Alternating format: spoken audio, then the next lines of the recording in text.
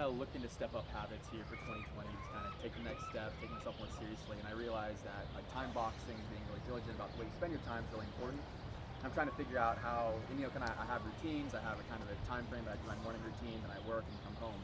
So I'm trying to figure out how do I extend the time I'm spending on kind of like personal care, morning routine stuff without compromising the time I'm spending in other areas. And I think those areas are important.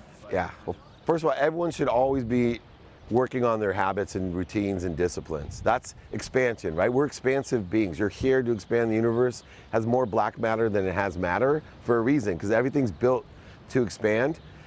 You should have 2 routines, not just one.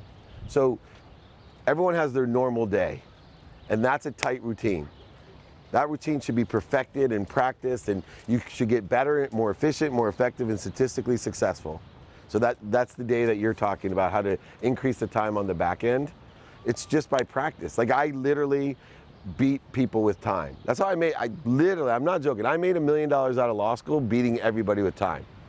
I was on a $250,000 comp plan, and I worked 10 years and 9 months, so I wasn't that great of a salesman yet, because I was a complete overseller, back-end seller, but I worked 10 years and 9 months by working really productive hours, 16 productive hours, twice as efficiently and twice as statistically successful for 7 days a week. It was 56 days a week I was working. I just beat them with math. When they gave me all the awards, I was like, I didn't even hit comp plan. They're like, dude, you made $1 million, you're 25 years old. I'm like, I worked 10 years, I made 100 grand a year. But so to perfect that daily routine, and for me, that's about 100 days out of 365 or 66 this year. So what do I do the other days? This is where I really have learned how we get in our own way, especially with social media, and like the day just goes by all of a sudden when you're not in that. It's really easy when you're in your regular routine to get better and better. 4 a.m. I'm up, 20 minutes of meditation, 10 minutes to get ready, get to the gym by 5:30, home by 6:30, 6:30, 7:30 is research, 7, right, all the way down the row. Being a student of your calendar, number one, is really important.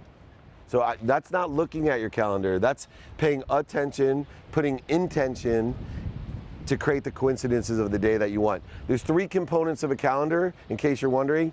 First is what you already have scheduled, in person, on the phone, email, and media, radio, print, TV, and social media. Some of you may have pieces of that, but it should be planned. Then you have a big chunk, what's called the white space of your calendar. You got to study that and think of it with the lens of how productive am I during the white space, how accessible am I, how accessible am I to others, and how am I accessing what I want, how am I asking those series of questions, and then finally study sleep. Biggest habit that we all share, spend the most time doing every day consistently, is sleeping. But I have a sleep coach. I study sleep. Any trip I take, I'm calling her and asking her, when should I eat, when should I sleep, how much light, when should I open the shades, or whatever it is. That's all planned by an expert, so I can be productive and accessible and gracious in what I do. The last part about the routine, the second routine, is because it changes so much. And when I say the second routine, it could just be you're at home, but you have your mother-in-law's in town. That'll screw up a schedule worth anything else, right? It's not just going to Korea and New York like I am next week. It could be a bachelor party. A certain friend from college comes over. Any of those things can screw it up. So what I do is I go by values. So for me, my biggest value now is my health. So when I start my adaptable routine, I make sure, if it's the only thing I get done, an hour a day on my health. And that really makes a difference. Then for me, it's 30 minutes with my wife, 30 minutes with my 9-year-old, 2 minutes with my teenage daughters. It's the most they'll give me. Sometimes that's an exaggeration, like sleep for me, because my girls don't always give me the 2 minutes. And a minute with my mom. And then I added a minute this year for, I think because of this idiot.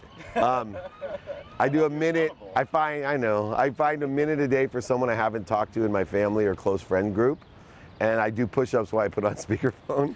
So I do a minute of push-ups a day. I'm already seeing a difference though, February 12th. Watch the videos.